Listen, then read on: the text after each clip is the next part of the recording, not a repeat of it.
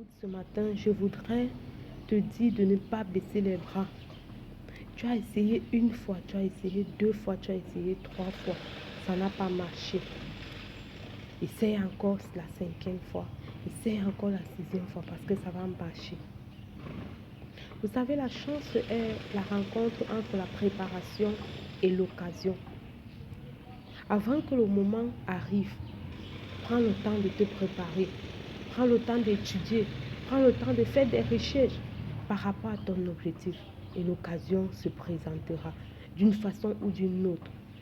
Il y a le moment de la préparation qu'il ne faudra pas négliger.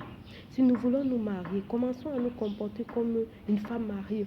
Faisons des recherches sur les difficultés qu'on rencontre au sein d'un foyer. Faisons des recherches sur les difficultés que l'homme, la femme rencontrent lorsqu'ils sont mariés. Et apprenons de cela. Cherchons à acquérir de l'expérience par rapport à cela.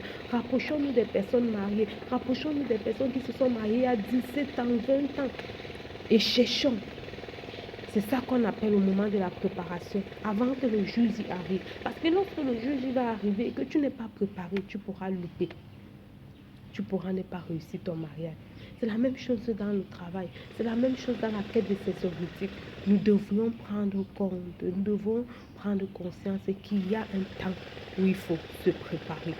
Le temps que tu échoues, c'est un temps de préparation.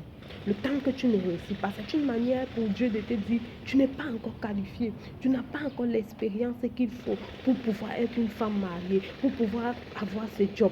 Alors ne prends pas les échecs comme une fin en soi, non. Les échecs ne sont que le chemin pour arriver au succès.